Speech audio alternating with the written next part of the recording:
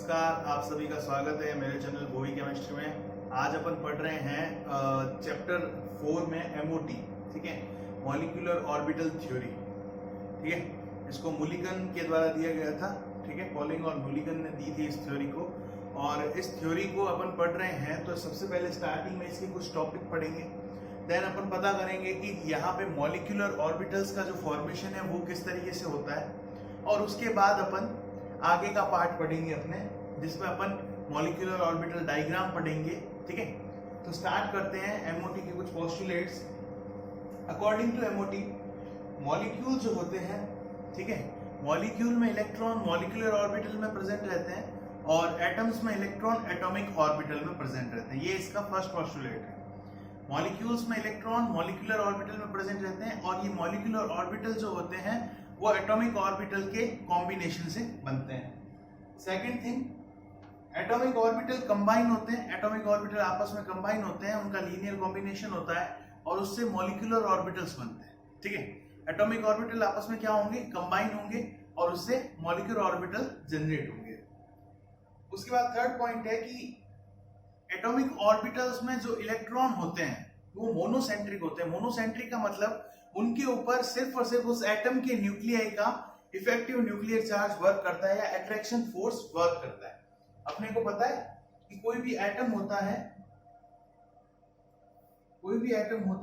तो उसके बीच में एक न्यूक्लियस प्रेजेंट रहता है जिसमें प्रोटॉन और न्यूट्रॉन होते हैं, और ये न्यूक्लियस इस इलेक्ट्रॉन को, ये इलेक्ट्रॉन जो रिवॉल्विंग इलेक्ट्रॉन है, इसको अपनी साइड अट्रैक्ट करता है, क्योंकि न्यूक्लियस पे चार्ज होता है पॉजिटिव और इलेक्ट्रॉन पे चार्ज होता है नेगेटिव। ठीक है, तो जब आप एक एटम की बात करते हैं तो एटम में तो क्या होता है कि इलेक्ट्रॉन मोनोसेंट्रिक होता है, मतलब एक ही न्यूक्लियस का चार्ज इसके ऊपर, एक ही न्यूक्लियस जो होता है वो इसको अट्रैक्ट करता है, एक ही न्यूक्लियस का इफेक्टिव न्यूक्लियर चार्ज इस पे अप्लाई होता है। जबकि आप मॉलिक्यूलर ऑर्बिटल्स की बात करते हैं तो मॉलिक्यूलर ऑर्बिटल्स में एक या एक से दो या दो से ज्यादा एटम्स हो सकते हैं, पॉली एटॉमिक कंडीशन बन सकती है मॉलिक्यूल्स में, तो वहां पर पॉलीसेंट्रिक होते हैं इलेक्ट्रॉन्स, मतलब उन इलेक्ट्रॉनों पर जो अट्रैक्शन फोर्सेस हैं या जो इफेक्टिव न्यूक्लियर चार्ज हैं वो सभी मॉलिक्यूल सभी एटम्स के अप्लाई होते हैं, इसलिए उसको पॉलीसेंट्रिक बोला जाता है। उसके बाद बात करते हैं molecular orbital is equal to atomic orbitals. तो मॉलिक्यूलर ऑर्बिटल और एटॉमिक ऑर्बिटल इक्वल होते हैं। जितने एटॉमिक ऑर्बिटल कंबाइनिंग में पार्टिसिपेट करते हैं उतने ही मॉलिक्यूलर ऑर्बिटल नए जनरेट होते हैं। ऐसा नहीं है कि एटॉमिक ऑर्बिटल 4 हैं और मॉलिक्यूलर ऑर्बिटल 5 हैं। ये जस्ट लाइक हाइब्रिडाइजेशन कांसेप्ट की तरह है, जितने एटॉमिक ऑर्बिटल पार्टिसिपेट करते हैं या पार्ट लेते हैं उतने ही नए मॉलिक्यूलर ऑर्बिटल बनते हैं। अब ये जो नए मॉलिक्यूलर ऑर्बिटल होते हैं वो दो टाइप के होते हैं। एक होते हैं बॉन्डिंग मॉलिक्यूलर ऑर्बिटल, जिसको मैंने बीएमओ से लिखा है, एक होते हैं एंटी बॉन्डिंग मॉलिक्यूलर ऑर्बिटल और इनको मैंने लिखा है एबीएमओ से। बॉन्डिंग मॉलिक्यूलर ऑर्बिटल और anti bonding molecular orbital. Bonding molecular orbital जो है ये आपके स्टेबल होते हैं और ये होते हैं अनस्टेबल। ठीक है, इसके बारे में अपन नेक्स्ट पॉइंट में पढ़ेंगे कि फॉर्मेशन ऑफ एमओज में अपन पढ़ेंगे कि बॉन्डिंग मॉलिक्यूलर ऑर्बिटल स्टेबल क्यों होते हैं और anti bonding molecular orbital unstable क्यों होते हैं। ठीक है, तो जो स्टेबल होता है उसकी एनर्जी भी लेस होती है, तो बॉन्डिंग मॉलिक्यूलर ऑर्बिटल की जो एनर्जी होती है वो लेस एनर्जी होती है और ये बहुत ही ज्यादा स्टेबल होते हैं और मॉलिक्यूल को स्टेबल करने में इनका सबसे महत्वपूर्ण योगदान होता है। और एबीएमओ जो होते हैं एंटी बॉन्डिंग मॉलिक्यूलर ऑर्बिटल, ये जो होते हैं वो हाई होते हैं। मॉलिक्यूलर ऑर्बिटल जैसे बॉन्डिंग मॉलिक्यूलर ऑर्बिटल के एग्जांपल हो सकते हैं सिग्मा, पाई, डेल्टा। ठीक है, 3 टाइप के बॉन्डिंग मॉलिक्यूलर ऑर्बिटल बनते हैं और इसी तरीके से 3 तरह के सिग्मा स्टार, पाई स्टार और डेल्टा स्टार, ये हो जाते हैं एबीएमओ, है ना। अपने यहाँ पे उस तरीके से नहीं है, यहाँ पे ऑर्बिटल जो बनते हैं वो इन 3 टाइप के होते हैं, सिग्मा, पाई और डेल्टा, जिसमें अपने को सिर्फ सिग्मा और पाई टाइप के ऑर्बिटल ही पढ़ने हैं। अपने सिलेबस में इतना ही है, सिग्मा और पाई टाइप के ऑर्बिटल। डेल्टा टाइप के ऑर्बिटल बनते हैं डी इलेक्ट्रॉन के पार्टिसिपेशन से। ठीक है, तो डी इलेक्ट्रॉन अपने अभी होंगे नहीं, ठीक है, हाइड्रोजन से लेके नियोन तक में। तो डेल्टा वाला बॉन्ड अपने को नहीं पढ़ना है, डेल्टा वाले मॉलिक्यूलर ऑर्बिटल अपने को नहीं पढ़ने हैं। अपने को सिर्फ सिग्मा, पाई, सिग्मा स्टार और पाई स्टार इनके बारे में पढ़ना है। ओके, उसके बाद होता है कि electron density around nucleus of atom. तो एटॉमिक ऑर्बिटल की डेफिनेशन दी हुई है कि एटम के न्यूक्लियस के अराउंड जो इलेक्ट्रॉन डेंसिटी होती है, जो इलेक्ट्रॉन्स की प्रोबेबिलिटी होती है, उसको एटॉमिक ऑर्बिटल बोला जाता है। और उसी तरीके से जो मॉलिक्यूल्स के न्यूक्लियस होते हैं, मॉलिक्यूल्स में भी न्यूक्लियस होते हैं, बट मॉलिक्यूल्स में क्या होते हैं, ज्यादा होता है न्यूक्लियस। ऐसा नहीं है कि एक ही न्यूक्लियस होता है, क्योंकि मॉलिक्यूल में जितने एटम पार्टिसिपेट करेंगे उतने ही न्यूक्लियस प्रेजेंट रहेंगे। तो उतने ही न्यूक्लियस के हिसाब से मॉलिक्यूल्स में भी जो न्यूक्लियस के अराउंड इलेक्ट्रॉन फाउंड होने की प्रोबेबिलिटी होती है, उसको मॉलिक्यूलर ऑर्बिटल्स बोला जाता है। यहाँ पे मैंने ये जो दो टर्म लिखी है, एओस का मतलब है एटॉमिक ऑर्बिटल्स, एटॉमिक ऑर्बिटल्स, और एमओस का मतलब है मॉलिक्यूलर ऑर्बिटल्स, मॉलिक्यूलर ऑर्बिटल्स। इसमें अपने को कंफ्यूज नहीं होना है, ठीक है। और उसके बाद सबसे लास्ट थिंग जो आती है वो आती है कि मॉलिक्यूलर ऑर्बिटल में भी जो इलेक्ट्रॉन भरे जाते हैं वो ऑफ-बो के प्रिंसिपल के हिसाब से भरे जाते हैं। ऑफ-बो का प्रिंसिपल अपने अगले चैप्टर में आएगा, अपन अगले चैप्टर में ऑफ-बो का प्रिंसिपल पढ़ते हैं। बट ऑफ-बो का जनरल प्रिंसिपल मैं आपको यहाँ पे समझा देता हूँ कि जैसे आपको ऑर्बिटल में इलेक्ट्रॉन भरना है, जैसे मान लिया ये आपके पी ऑर्बिटल है, तो पी ऑर्बिटल कितने टाइप के होते हैं, 3 टाइप के। तो फर्स्ट थिंग ये होती है कि एक ऑर्बिटल में 2 इलेक्ट्रॉन आ सकते हैं मैक्सिमम, एक ऑर्बिटल में आप मैक्सिमम 2 इलेक्ट्रॉन भर सकते हैं, ठीक है। ऐसा नहीं है कि आपने ये दोनों यहाँ पे हटा दिए और एक इलेक्ट्रॉन यहाँ भर दिया, तो ये गलत हो जाएगा, ठीक है। उसके अलावा ऑफ-बो प्रिंसिपल के अनुसार अगर आप पहले पेयरिंग करना चाहते हैं तो सबसे पहले आपको इलेक्ट्रॉन सभी ऑर्बिटल में फिल होने चाहिए। मतलब एक एक इलेक्ट्रॉन जब सभी ऑर्बिटल में आ जाएगा तब इलेक्ट्रॉन की पेयरिंग स्टार्ट होगी, जो दूसरा इलेक्ट्रॉन होगा वो यहाँ पे पेयरिंग करेगा। ऐसा नहीं है कि आपने मतलब बाकी वाले ऑर्बिटल तो आपके खाली पड़े हैं और आपने यहीं पे पेयरिंग करनी स्टार्ट कर दी, ऐसा नहीं हो सकता है, ठीक है। और उसके अलावा एक ऑर्बिटल में 2 इलेक्ट्रॉन मैक्सिमम हो सकते हैं, दोनों की ही अलग अलग स्पिन होनी चाहिए, ठीक है। तो ये मोस्टली ऑफ-बो प्रिंसिपल है जो ये समझाता है कि भाई ऑर्बिटल्स में इलेक्ट्रॉनों को फिल कैसे करना है, ठीक है। तो ये जो मॉलिक्यूलर ऑर्बिटल्स हैं इनको भी ऑफ-बो के प्रिंसिपल के हिसाब से ही फिल किया जाता है। ओके, तो ये इसके एमओटी के पोस्टुलेट्स अपन ने एक बार देख चुके हैं अपन। अब अपन आगे बढ़ेंगे, वो है अपना फॉर्मेशन ऑफ मॉलिक्यूलर ऑर्बिटल, या इसको बोला जाता है linear combination of atomic orbital, LCAO। तो LCAO या फॉर्मेशन ऑफ मॉलिक्यूलर ऑर्बिटल्स, इनका अपन क्या पढ़ेंगे, जो कंसेप्ट है वो पूरा पढ़ेंगे। और इसमें अपन एक हाइड्रोजन मॉलिक्यूल का एग्जांपल लेके उसको समझेंगे कि किस तरीके से हाइड्रोजन मॉलिक्यूल का फॉर्मेशन होता है। ओके, तो मैं ये रफ कर रहा हूं, ओके, ये रफ कर देते हैं, देन स्टार्ट करते हैं अपन।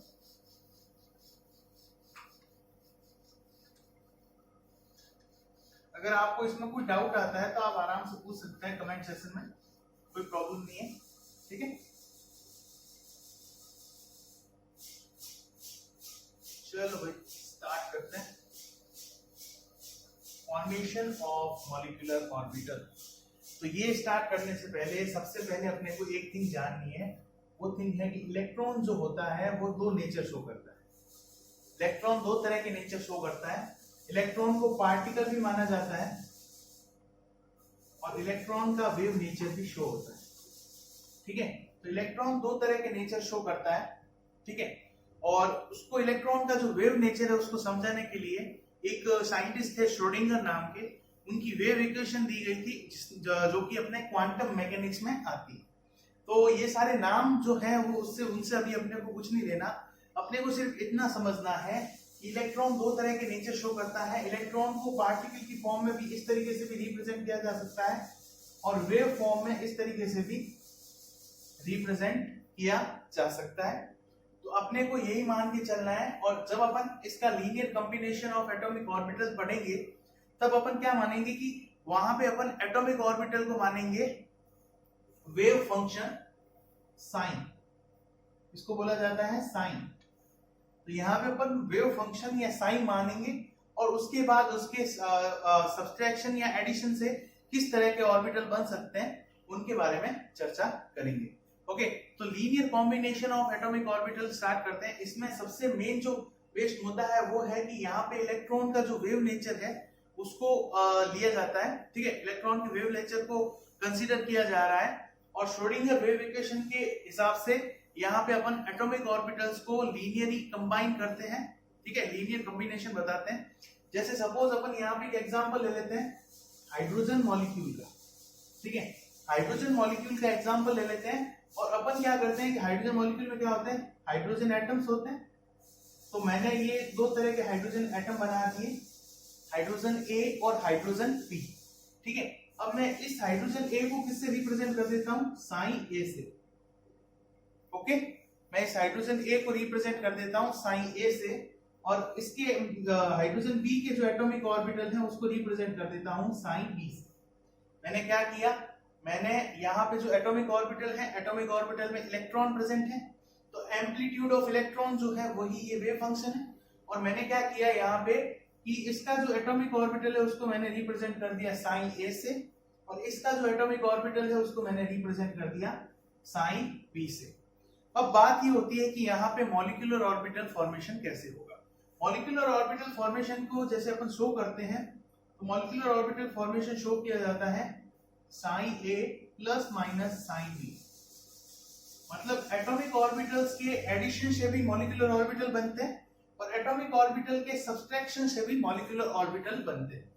ऐसा कैसे होता है, तो यहां पे आप देखेंगे कि साइन देन बीएमओ और वो बनते हैं इनके एडिशन से। जब एटॉमिक ऑर्बिटल का लीनियर कॉम्बिनेशन में एडिशन होता है, ठीक है, या कंस्ट्रक्टिव इंटरफेरेंस बोला जाता है, इसको बोला जाता है यहाँ पे कंस्ट्रक्टिव इंटरफेरेंस। ठीक है, कंस्ट्रक्टिव इंटरफेरेंस कैसे बताएंगे, तो कंस्ट्रक्टिव इंटरफेरेंस को शो करने का एक तरीका है, जैसे माना अपन ने ये अपने पास क्या है, दो वेव हैं और दोनों को अपने को क्या करना है, ऐड करना है।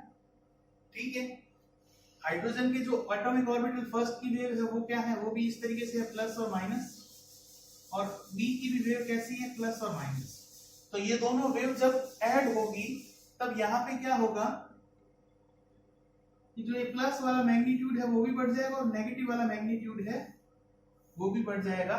तो इससे ये जो तरीका है यहाँ पे वेव के कॉम्बिनेशन का, इसको बोला जाता है कंस्ट्रक्टिव इंटरफेरेंस। ठीक है, कंस्ट्रक्टिव इंटरफेरेंस, और इससे बनते हैं बॉन्डिंग मॉलिक्यूलर ऑर्बिटल।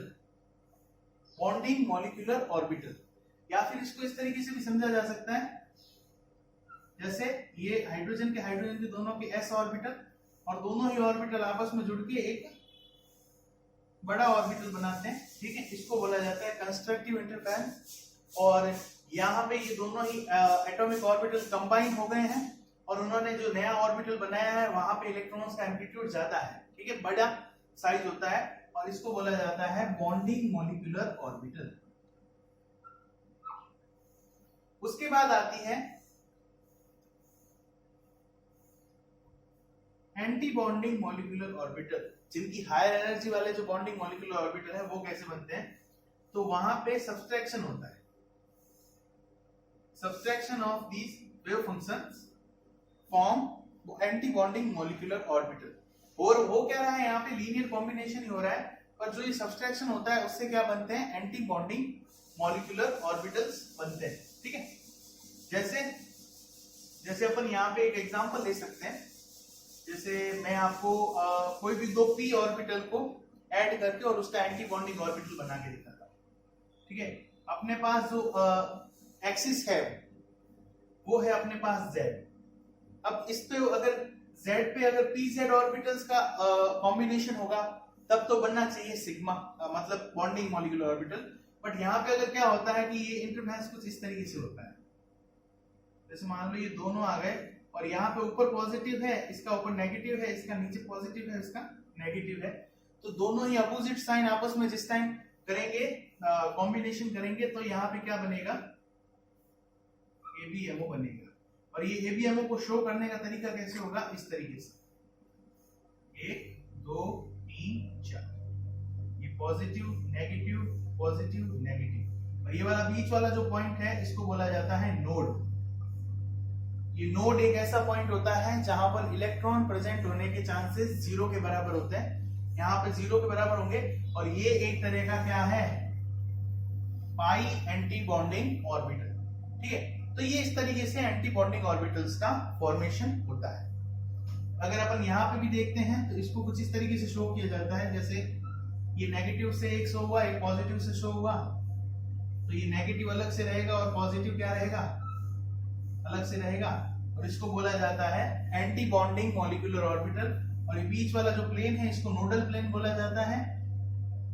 ठीक है, और यहाँ पे जो इलेक्ट्रॉन के प्रेजेंस होने की प्रोबेबिलिटी है वो 0 रहती है। तो ये होता है कंस्ट्रक्टिव इंटरफेरेंस और ये होता है डिस्ट्रक्टिव इंटरफेरेंस। ठीक है, डिस्ट्रक्टिव इंटरफेरेंस को कैसे शो किया जाता है, जैसे आप क्या करो, यहाँ पे आपने कर दिया ये माइनस और ये प्लस, तो इसका एम्पलीट्यूड बढ़ने की जगह क्या हो जाएगा, ये घट जाएगा कुछ इस तरीके से, और इसको बोला जाता है डिस्ट्रक्टिव इंटरफेरेंस। ठीक है, तो ये हो जाता है formation of Amos with linear combination of atomic orbitals. अब बात ये आती है कि बॉन्डिंग मॉलिक्यूलर ऑर्बिटल जो होते हैं, उन बॉन्डिंग मॉलिक्यूलर ऑर्बिटल में जो न्यूक्लियाई के बीच में इलेक्ट्रॉन प्रेजेंट रहते हैं, और इलेक्ट्रॉन प्रेजेंट होने के कारण वहां पे रिपल्शन बहुत ही कम प्रेजेंट रहता है, इस कारण उनकी एनर्जी लो होती है और वो स्टेबल होते हैं। बॉन्डिंग मॉलिक्यूलर ऑर्बिटल्स में दोनों ही न्यूक्लियाई प्रेजेंट है, उनके बीच में इलेक्ट्रॉन प्रेजेंट है। ठीक है, न्यूक्लियाई के बीच जो स्पेस प्रेजेंट है उसमें इलेक्ट्रॉन प्रेजेंट है, इस कारण वहां पे न्यूक्लियाई और न्यूक्लियाई का रिपल्शन नहीं हो रहा है, और इस कारण उनकी एनर्जी जो होती है वो लो हो जाती है। ठीक है, क्योंकि इलेक्ट्रॉन का अट्रैक्शन है बट वहां पे रिपल्शन प्रेजेंट नहीं है, तो वो एनर्जी लो होने के कारण स्टेबल होते हैं बॉन्डिंग मॉलिक्यूलर ऑर्बिटल। जबकि आप अगर एबीएमओ की बात करते हैं, जो एंटी बॉन्डिंग मॉलिक्यूलर ऑर्बिटल की बात करते हैं, तो एंटी बॉन्डिंग मॉलिक्यूलर ऑर्बिटल में क्या होता है कि दोनों न्यूक्लियाई से जो इलेक्ट्रॉन डेंसिटी है वो बहुत ही ज्यादा दूर प्रेजेंट रहती है।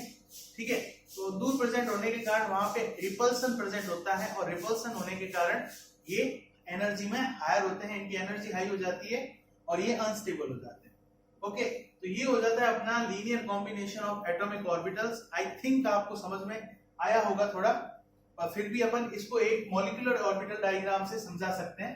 जैसे ये पूरा माजरा जो है इसको एक सिंपल मॉलिक्यूलर ऑर्बिटल डायग्राम से समझाया जा सकता है। ठीक है, अपन हाइड्रोजन के लिए क्या करते हैं, मॉलिक्यूलर ऑर्बिटल डायग्राम बना लेते हैं, उससे आई थिंक आपको समझ में आ जाएगा।